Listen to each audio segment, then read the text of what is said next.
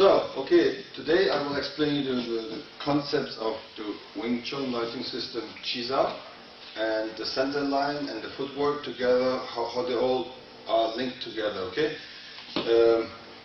Chi Sao is generally a method to make your arms or generally your whole body flexible, okay? So, but before we go that far, let's start with the center line theory, okay? So everybody understand what the center line is. Generally when I ask people, or in other Wing Chun methods like WC, VT, or whatever the spelling is, many times people say this is the center line, or the center line is the one goes through your head, comes out your butt, you know, it's basically an axis, just like the planet has an axis. We can make, through any object, we can put an axis through. It's all geometrical measurements, mathematics. And since the international language in the world is mathematics, it's not English, it's mathematics, like 1 times 1 is 1, and it's all over the world the same. So the mathematics we speak, if it's Japanese, if it's Chinese, Turkish, American, German, they all have the same language in mathematics or physics. So this is what Wing Chun is based on. Wing Chun is based on natural physics, or you can say Taoism, which stands for balance.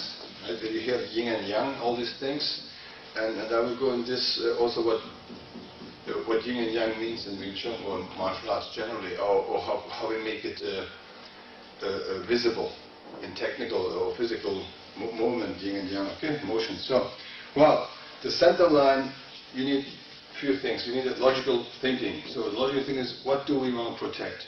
Our kneecaps or elbows or our nose, or what do you want to protect? So just the founders of Wing Chun, this was the first thought when they start to place their hands here in Manza Wuzhou.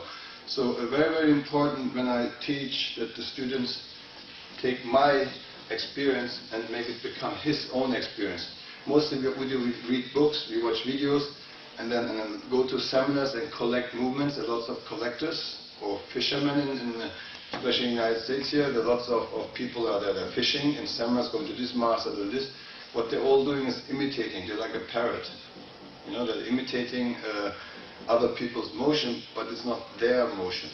And it's very, very difficult. So once you understand the concept of any kind of theory, and you can explain it back to people in a mathematical, scientific way, in that moment, this experience of somebody else's becomes your own personal experience.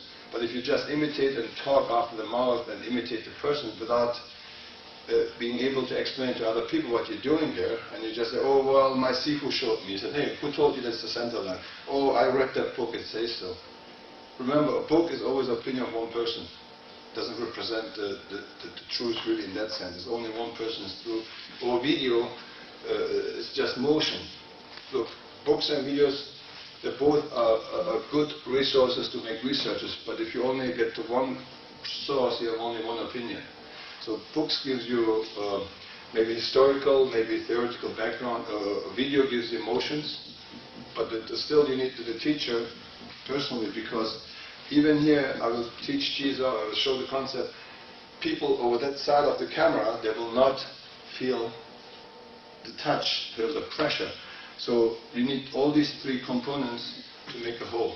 Okay, so very, very important. So, but if you're in the same system, and since you people know when I train with you where the pressures, where the concept is, and you understand the theory, so the video and the book will help you.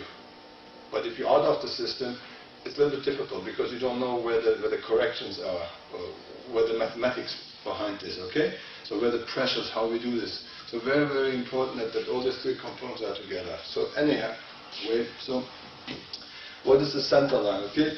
So for us, the center line, I can say simply, which many people repeat, is this line. It's an imaginary line from me to the person in front of me. You can say my enemy, my opponent, any object or whatever, anything where the danger comes from. This straight line is the shortest line from A to B, or from me to my opponent, right? So, and everybody knows this because we keep preaching it all the time.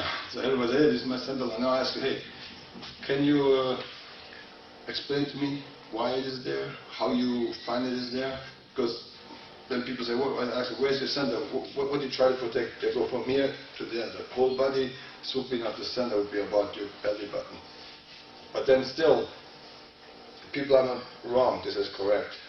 But how do we mathematically prove it? So again, I said first we need a logical thinking. This means what do we want to protect?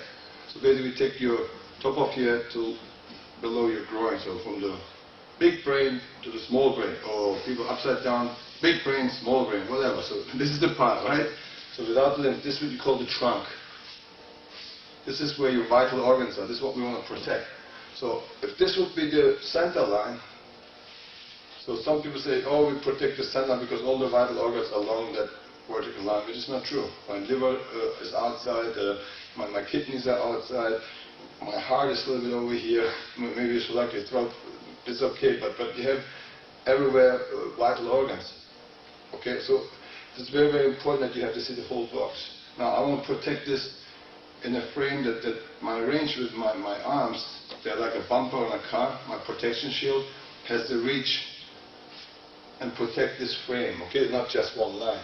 So this line, geographically measurements, is just nothing else, a vertical line.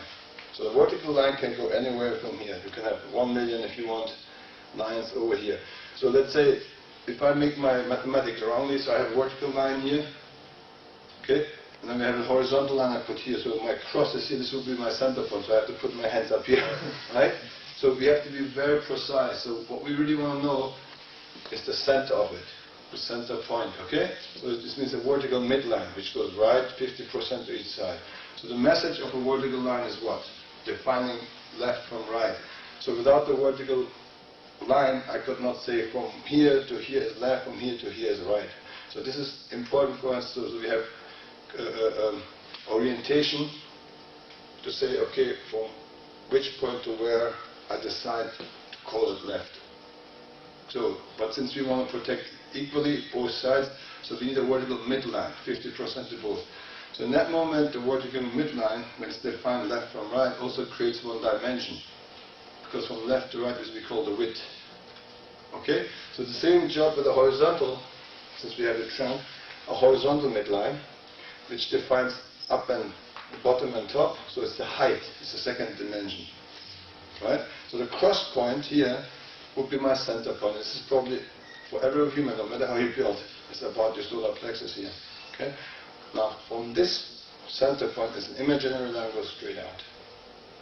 This is your center line. Now, mathematically, everybody can recreate and construct this and understand much better, because everybody in the world will understand this. If I would say, just like use Chinese terms, people don't understand. Like I say, hey, this is a bongzao. First time somebody comes in your school, say, okay, give me a bongzao. The person is going to say, hey, what's that? Is this a banana? Or what is that? Can I eat it? Because they don't know Chinese. But so you have to have mathematical terms to explain to the student the first time, because that's what we learn in school. Everywhere in the world, people learn mathematics. Every first grade, or middle school, high school, they learn the same mathematics internationally, okay, or geometry, so that you understand your language. Now, once you have this, and this, so you have 3 dimensions, and if you build, or you human, keep looking like this, build the same way, have 2 arms, they stick outside of that frame, we put together, so we create something like a triangle. In this moment, I have, of course, only 2 dimensions. I have the width and the depth.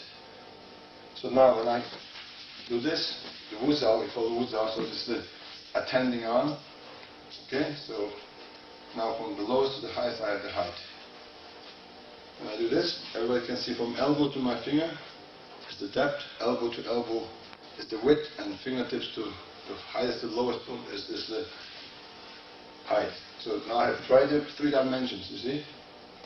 Okay, now, if I don't have the last component, since we have 4 dimensions we work with, is time. Time is the 4th. How do we apply time? Very simple example. Now we use a lot the term of the wedge. Piece triangle, piece of wood, you put it on a door. Let's say the wedge is high.